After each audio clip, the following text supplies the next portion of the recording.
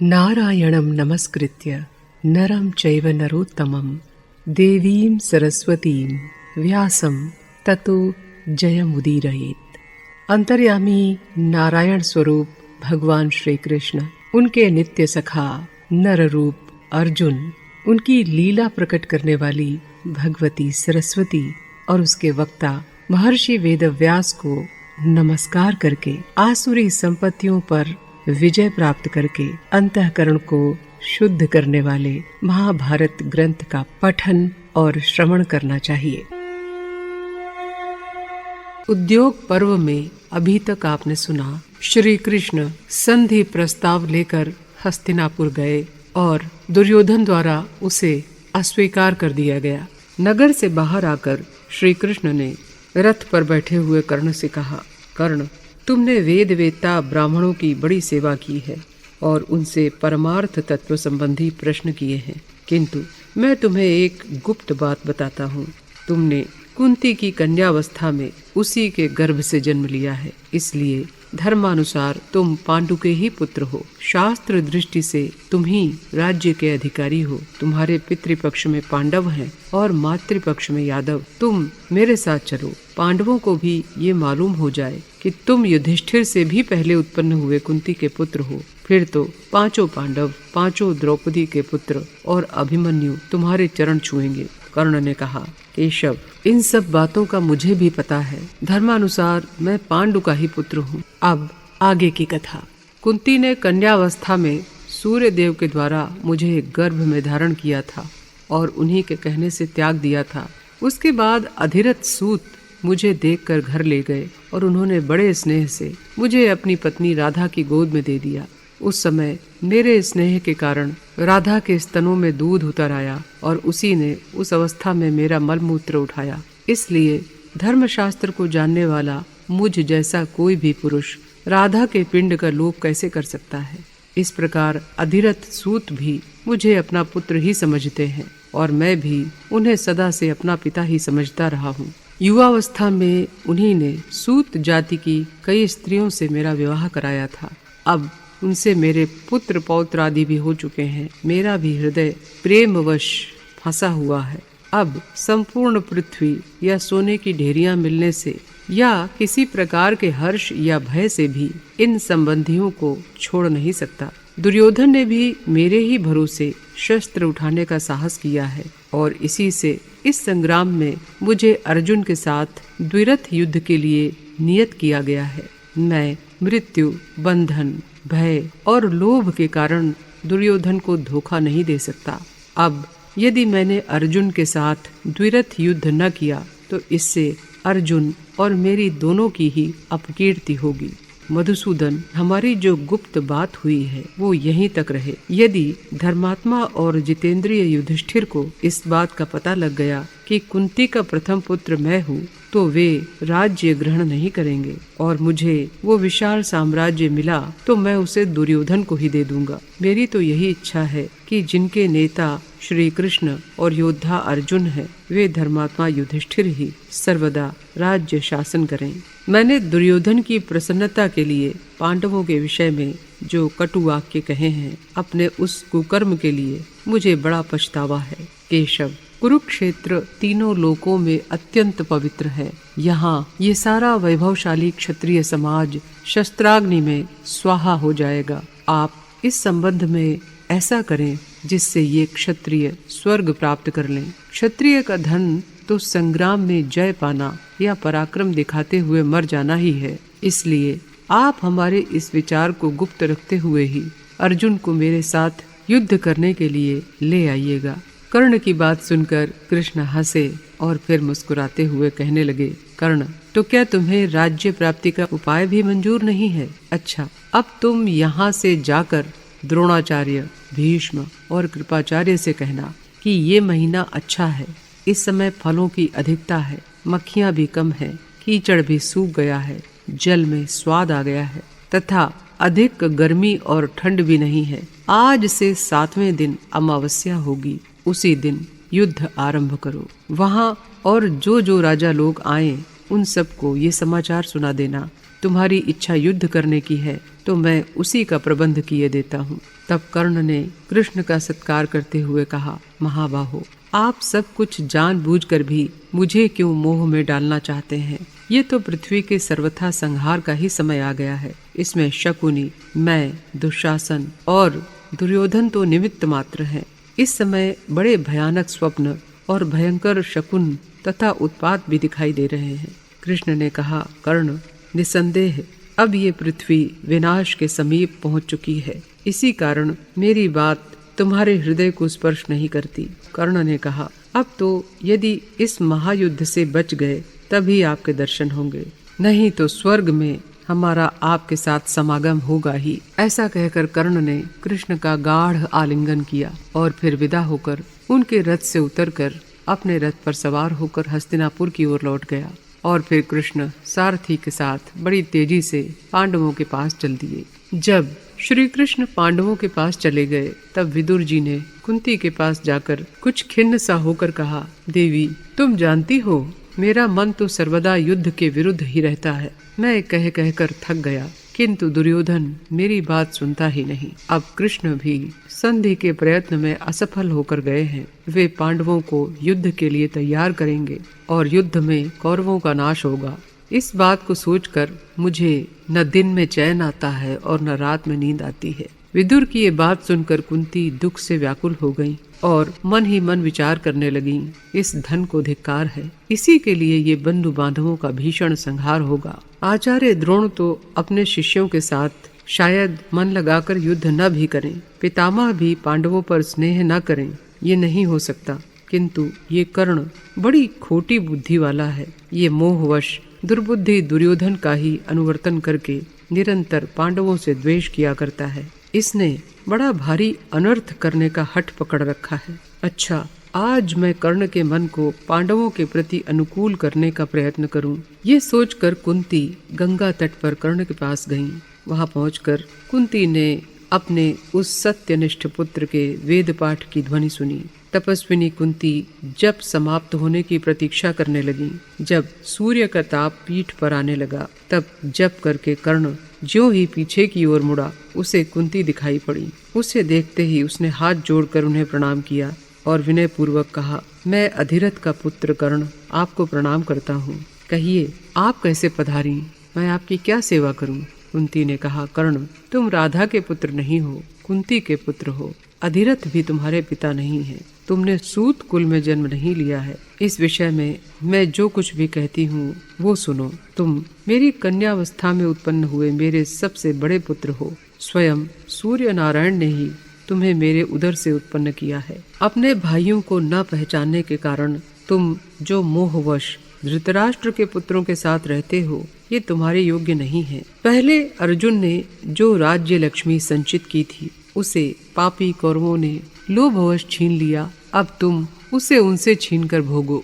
जैसी कृष्ण और बलराम की जोड़ी है वैसी ही कर्ण और अर्जुन की जोड़ी बन जाए। इस प्रकार जब तुम दोनों मिल जाओगे तो तुम्हारे लिए संसार में कौन सी बात असाध्य रहेगी। तुम स्वयं को सूत पुत्र मत कहो। इसी समय कर्ण को सूर्य मंडल से आती हुई एक आवाज सुनाई दी। वो पिता की वाणी के समान स्नेहपूर्ण थी। उसने सुना, कर्ण, कुंती ने सच कहा है, तुम माता की बात मान लो। किंतु कर्ण का धैर्य सच्चा था। माता कुंती और पिता सूर्य के स्वयं इस प्रकार कहने पर भी उसकी बुद्धि विचलित नहीं हुई। उसने कहा, क्षत्रिय, तुम्हारी इस आज्ञा को मानना तो अपने धर्मनाश के द्वार को ही खोल देना है। माँ, तुमने मुझे त्याग कर तो मेरे प्रति बड़ा ही अनुचित व्यवहार किया है। इसने मेरे सारे यश और कीर्ति का नाश कर दिया। मैंने क्षत्रिय जाति में जन्म तो लिया, किंतु तुम्हारे ही कारण मेरा क्षत्रियों का सा संस्कार नहीं हो पाया। इससे बढ़कर मेरा अहित कोई शत्रु भी क्या करेगा। तुमने पहले तो माता के समान मेरे हित का प्रयत्न किया ही नहीं, अब केवल अपने हित साधन की इच्छा से मुझे समझा रही हो। मैं पहले से तो पांडवों के भाई के रूप में प्रसिद्ध हूँ नहीं। युद्ध के समय ये बात खुली है। अब यदि मैं पांडवों के पक्ष में हो जाता हूँ तो क्षत्रिय लोग मुझे क्या कहेंगे। धृतराष्ट्र के पुत्रों ने ही मुझे सब प्रकार का ऐश्वर्य दिया है। अब मैं उनके उन उपकारों को व्यर्थ कैसे कर सकता हूँ। अब ये दुर्योधन के आश्रितों के मरने का समय है, इसलिए इस समय मुझे भी अपने प्राणों का लोभ न करके अपना ऋण चुका देना चाहिए। किंतु माताजी, तुम्हारा ये उद्योग निष्फल नहीं होगा। यद्यपि तुम्हारे सभी पुत्रों को मैं मार सकता हूँ, तो भी एक अर्जुन को छोड़कर मैं युधिष्ठिर, भीम, नकुल और सहदेव इनमें से किसी को नहीं मारूंगा। युधिष्ठिर की सेना में केवल अर्जुन से ही मुझे युद्ध करना है। उसे मारने से ही मुझे संग्राम करने का फल और सुयश प्राप्त होगा। इस प्रकार हर हालत में तुम्हारे 5 पुत्र बचे रहेंगे। अर्जुन न रहा तो वे कर्ण के सहित 5 रहेंगे, और मैं मारा गया तो अर्जुन के सहित 5 रहेंगे। फिर कुंती ने अपने अविचल धैर्यवान पुत्र कर्ण को गले लगाकर कहा, कर्ण, विधाता बड़ा बलवान है। मालूम होता है कि तुम जैसा कहते हो वैसा ही होना है। इसके बाद कुंती ने उसे सकुशल रहने का आशीर्वाद दिया और कर्ण ने तथास्तु कहा, और फिर वे दोनों अपने अपने स्थान पर चले गए। हस्तिनापुर से उपप्लव्य पड़ाव में आकर भगवान कृष्ण ने कौरवों के साथ जो भी बातें हुई थीं सब पांडवों को सुना दी। उन्होंने कहा, हस्तिनापुर जाकर मैंने कौरवों की सभा में दुर्योधन से बिल्कुल सच्ची, हितकारी और दोनों पक्षों का कल्याण करने वाली बातें कहीं, परंतु उस दुष्ट ने कुछ नहीं माना। श्री कृष्ण का कथन सुनकर धर्मराज युधिष्ठिर ने उनके सामने ही अपने भाइयों से कहा, कौरवों की सभा में जो कुछ हुआ वो सब तो तुम सब ने सुन लिया और कृष्ण की बात भी समझ ही ली होगी। इसलिए अब मेरी इस सेना का विभाग करो। हमारी विजय के लिए ये 7 अक्षौहिणी सेना इकट्ठी हुई है। इसके 7 सेनाध्यक्ष हैं, द्रुपद, विराट, धृष्टद्युम्न, शिखंडी, सात्यकी, चेकितान और भीमसेन।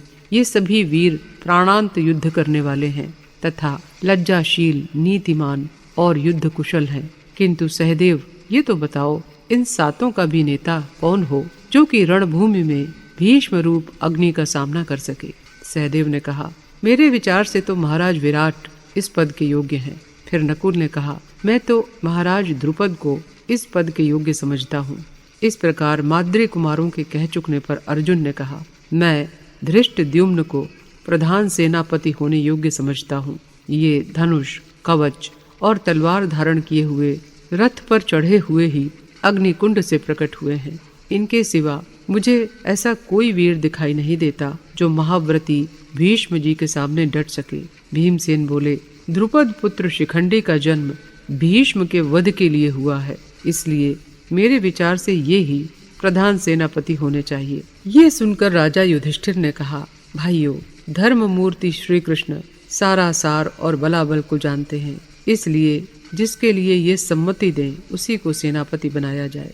धर्मराज युधिष्ठिर की बात सुनकर कमल नयन भगवान ने अर्जुन की ओर देखते हुए कहा, महाराज, आपकी सेना के नेतृत्व के लिए जिन जिन वीरों के नाम लिए गए हैं, इन सभी को मैं इस पद के योग्य मानता हूँ। ये सभी बड़े पराक्रमी और योद्धा हैं, किंतु मेरे विचार से धृष्टद्युम्न को ही प्रधान सेनापति बनाना उचित होगा। कृष्ण के इस प्रकार कहने पर सभी पांडव बड़े प्रसन्न हुए। उन्होंने बड़ी हर्षद ध्वनि की। सब सैनिक चलने के लिए दौड़ धूप करने लगे और सब ओर युद्ध के लिए तैयार हो जाओ, ये शब्द गूंजने लगा। हाथी, घोड़े और रथों का घोष होने लगा। श्री कृष्ण के शंख पांचजन्य की वज्राघात के समान भीषण ध्वनि सुनकर सारी सेना के रोंगटे खड़े हो गए। इसके बाद राजा युधिष्ठिर ने एक चौरस मैदान में, जहाँ घास और ईंधन की अधिकता थी, अपनी सेना का पड़ाव डाला। श्मशान, महर्षियों के आश्रम, तीर्थ और देव मंदिरों से दूर रहकर उन्होंने पवित्र और रमणीय भूमि में अपनी सेना को ठहराया। वहाँ पांडवों के लिए जिस प्रकार शिविर बनवाया गया था, ठीक वैसे ही डेरे श्री कृष्ण ने दूसरे राजाओं के लिए तैयार कराए। उन सभी डेरों में सैकड़ों प्रकार की भक्ष्य, भोज्य और पेय सामग्रियां थीं तथा ईंधन आदि की भी अधिकता थी। उनमें सैकड़ों शिल्पी और वैद्य वेतन देकर नियुक्त किए गए थे। सभी प्रकार के अस्त्र शस्त्र वहाँ प्रचुरता से रखवा दिए गए थे। पांडवों को कुरुक्षेत्र में आया सुनकर उनसे मित्रता का भाव रखने वाले अनेकों राजा सेना और सवारियों के साथ उनके पास आने लगे। श्री कृष्ण के चले जाने पर राजा दुर्योधन ने कर्ण, दुःशासन और शकुनी से कहा, कृष्ण अपने उद्देश्य में असफल होकर ही पांडवों के पास गए हैं। वे क्रोध में भरकर निश्चय ही उन्हें युद्ध के लिए उत्तेजित करेंगे, इसलिए अब सावधानी से युद्ध की सारी सामग्री तैयार करानी चाहिए। कुरुक्षेत्र में बहुत से डेरे डलवाओ जिनमें काफी अवकाश रहे और शत्रु अधिकार न कर सके। फिर दुर्योधन ने अपनी 11 अक्षौहिणी सेना का विभाग किया। उसने पैदल, हाथी, रथ और घुड़सवार सेना में से उत्तम, मध्यम और निकृष्ट श्रेणियों को अलग अलग करके उन्हें यथास्थान नियुक्त कर दिया। वे सब वीर अनुकर्ष, तर्कस, वरूथ, उपासंग, शक्ति, निशंग, वृष्टि, ध्वजा, पताका, धनुष, बाण, तरह तरह की रस्सियां, पाश, बिस्तर, कचग्रह, विक्षेप, तेल, गुड़, बालू, विषधर सर्पों के घड़े, राल का चूरा, घंट फलक, खड्गादि लोहे के शस्त्र, औटा हुआ गुड़ का पानी, ढेले, साल, भिंदीपाल, मोम चुपड़े हुए मुगदर, कांटों वाली लाठियां, हल, विष लगे हुए बाण, सूप तथा टोकरियां, दरांत, अंकुश, तोमर, कांटेदार कवच, वृक्षादन, बाघ और गैंडे के चमड़े से मढ़े हुए रथ, सींग, प्रास, कुठार, कुदाल, तेल में भीगे हुए रेशमी वस्त्र, घी तथा युद्ध की अन्य सामग्रियां लिए हुए थे। सब रथों में 4-4 घोड़े जुते हुए थे और 100-100 बाण रख दिए गए थे। उनमें एक सारथी और 2-2 चक्र रक्षक थे। वे दोनों ही उत्तम रथी और अश्वविद्या में कुशल थे। जिस प्रकार रथ सजाए गए थे वैसे ही हाथियों को भी सुसज्जित किया गया था। उन पर 7-7 पुरुष बैठते थे। इससे वे रत्न जटित पर्वतों के समान जान पड़ते थे। उनमें से 2 पुरुष अंकुश लेकर महावत का काम करते थे, 2 धनुर्धर योद्धा थे, 2 खड्गधारी थे तथा 1 शक्ति और त्रिशूलधारी था। इस प्रकार अच्छी तरह से सजाए हुए लाखों घोड़े और सहस्त्रों पैदल भी उस सेना में चल रहे थे। फिर राजा दुर्योधन ने अच्छी तरह से जांचकर विशेष बुद्धिमान और शूरवीर पुरुषों को सेनापति के पद पर नियुक्त किया। उसने कृपाचार्य, द्रोणाचार्य, शल्य, जयद्रथ, सुदक्षिण, कृतवर्मा, अश्वत्थामा, कर्ण, भूरिश्रवा, शकुनी और बाहलिक, इन 11 वीरों को एक अक्षौहिणी सेना का नायक बनाया। वो प्रतिदिन उनका बार बार सत्कार करता रहता था। फिर सब राजाओं को साथ लेकर उसने हाथ जोड़कर पितामह भीष्म से कहा, पितामह, कितनी ही बड़ी सेना हो, यदि उसका कोई अध्यक्ष नहीं होता तो वो युद्ध के मैदान में आकर चींटियों के समान तितर बितर हो जाती है। इसी प्रकार जो युद्ध संचालन में कुशल, हितकारी, निष्कपट शूरवीर को अपना सेनापति बनाते हैं, वे ही संग्राम में शत्रुओं को जीतते हैं। आप शुक्राचार्य के समान नीति कुशल और मेरे हितैषी हैं। काल भी आपका कुछ बिगाड़ नहीं सकता। अब आप हमारे आगे चलें। भीष्म बोले, तुम जैसा कहते हो ठीक है। मेरे लिए जैसे तुम हो वैसे ही पांडव भी हैं। मैं प्रतिज्ञा कर चुका हूँ, युद्ध करना भी मुझे है ही। मैं अपनी शस्त्र शक्ति से एक क्षण में ही देवता और असुरों से युक्त इस सारे संसार को मनुष्यहीन कर सकता हूँ, किंतु पांडु के पुत्रों को मैं नहीं मार सकता। तो भी मैं नित्य प्रति उनके पक्ष के 10,000 योद्धाओं का संहार कर दिया करूँगा। तुम्हारे सेनापतित्व को मैं एक शर्त के साथ स्वीकार कर सकता हूँ कि इस युद्ध में पहले कर्ण लड़ लें या मैं। तब कर्ण ने कहा, राजन, गंगापुत्र भीष्म के जीवित रहते मैं युद्ध नहीं करूँगा। इनकी मृत्यु के पश्चात ही अर्जुन के साथ मेरा युद्ध होगा। इस प्रकार निश्चय हो जाने पर दुर्योधन ने विधि पूर्वक भीष्म जी को सेनापति के पद पर अभिषिक्त कर दिया। अभिषेक के समय अनेकों भीषण अपशकुन भी हुए। ब्राह्मणों के स्वस्ति वाचन के साथ भीष्म को आगे करके अन्य सब सेना नायक और भाइयों के साथ दुर्योधन कुरुक्षेत्र की ओर चला। वहां पहुंचकर उसने कर्ण के साथ एक समतल भूमि पर सेना की छावनी डाली। वो छावनी दूसरे हस्तिनापुर के समान ही दिखाई देती थी।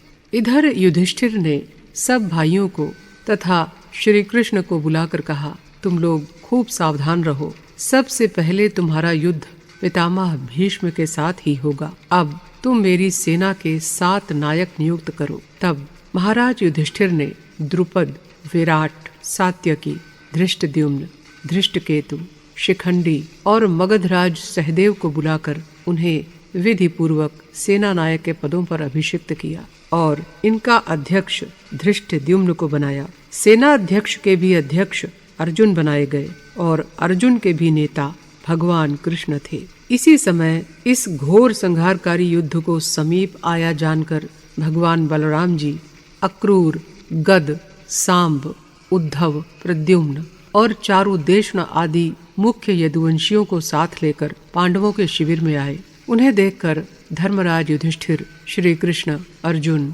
भीम और वहां जो राजा उपस्थित थे सब खड़े हो गए।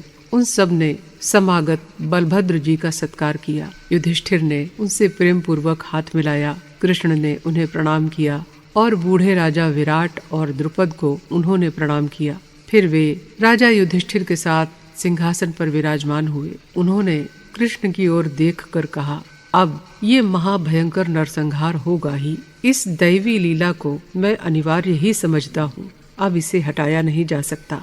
मेरी इच्छा है कि अपने सुहृद आप सब लोगों को इस युद्ध की समाप्ति पर भी मैं निरोग देख सकूं। इसमें संदेह नहीं। यहाँ जो राजा इकट्ठे हुए हैं उनका तो काल आ ही गया है। मेरा निश्चित विचार है कि जीत पांडवों की ही होगी और ऐसा ही संकल्प श्री कृष्ण का भी है। इसलिए ये जो कुछ करना चाहते हैं उसी का अनुवर्तन मैं भी करता हूँ। भीम और दुर्योधन ये दोनों वीर मेरे शिष्य हैं और गदा युद्ध में कुशल हैं। इसलिए इन पर मेरा समान स्नेह है। मैं तो अब सरस्वती के तट पर तीर्थों का सेवन करने के लिए जाऊंगा, क्योंकि नष्ट होते हुए कुरुवंशियों को मैं उदासीन दृष्टि से नहीं देख सकूंगा। ऐसा कहकर महाबाहु बलराम जी पांडवों से विदा लेकर तीर्थ यात्रा के लिए चले गए। इसी समय राजा भीष्मक का पुत्र रुक्मी एक अक्षौहिणी सेना लेकर पांडवों के पास आया। उसने श्री कृष्ण की प्रसन्नता के लिए सूर्य के समान तेजस्विनी ध्वजा लिए पांडवों के शिविर में प्रवेश किया। पांडव उससे परिचित तो थे ही। राजा युधिष्ठिर ने उसका आगे बढ़कर स्वागत किया। रुक्मी ने भी उन सब का यथा योग्य आदर किया। फिर अर्जुन से कहा, अर्जुन, यदि तुम्हें किसी प्रकार का भय हो तो मैं तुम लोगों की सहायता के लिए आ गया हूँ। अर्जुन कृष्ण की ओर देखकर हंसे और शांत भाव से कहने लगे कि महाबाहो, मुझे किसी प्रकार का भय नहीं है और न ही किसी की सहायता की आवश्यकता है। तुम अपनी इच्छा के अनुसार जहाँ जाना चाहो वहाँ जा सकते हो। तब रुक्मी अपनी समुद्र के समान विशाल वाहिनी को लौटाकर दुर्योधन के पास आया और वहाँ भी उसने वही बातें कही। दुर्योधन को भी अपने वीरत्व का अभिमान था, इसलिए उसने भी उससे सहायता लेना स्वीकार नहीं किया।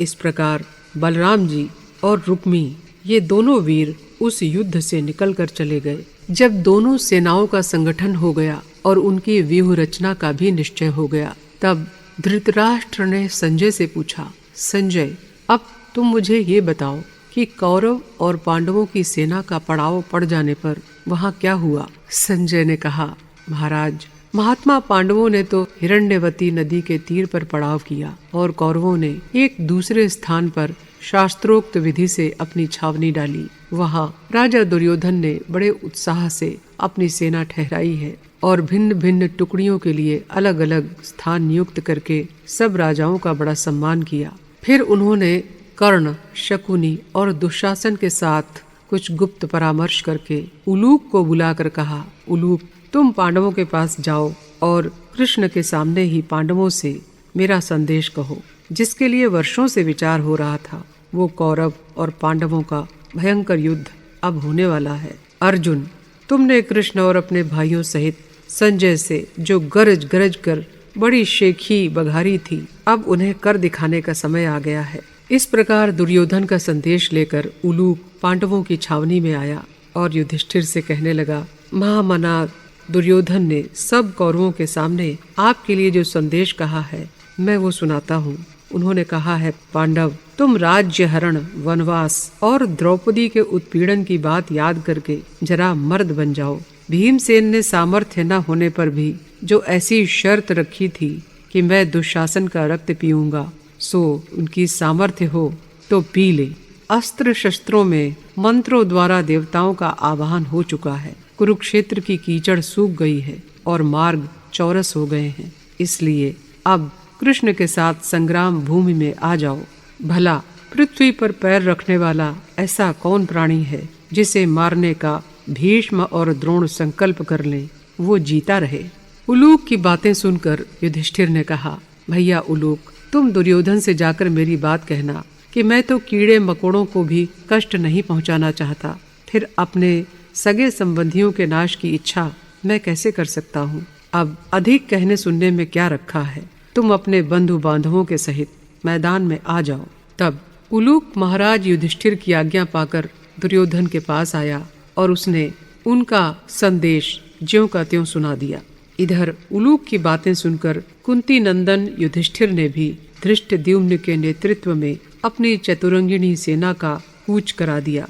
महारथी भीम और अर्जुन सब ओर से उसकी देखभाल करते चलते थे। उसके आगे महान धनुर्धर धृष्टद्युम्न थे। उन्होंने जिस वीर का जैसा बल और जैसा उत्साह था, उसे उसी कोटि के प्रतिपक्षी से युद्ध करने की आज्ञा दी। अर्जुन को कर्ण के साथ, भीमसेन को दुर्योधन के साथ, धृष्टकेतु को शल्य के साथ, उत्तमौजा को कृपाचार्य के साथ, नकुल को अश्वत्थामा के साथ, शैव्य को कृतवर्मा के साथ, सात्यकी को जयद्रथ के साथ और शिखंडी को भीष्म के साथ युद्ध करने के लिए नियुक्त किया। इसी प्रकार सहदेव को शकुनि से, चेकितान को शल से, द्रौपदी के 5 पुत्रों को त्रिगर्त वीरों से और अभिमन्यु को वृषसेन तथा अन्य अन्य राजाओं से भिड़ने का आदेश दिया।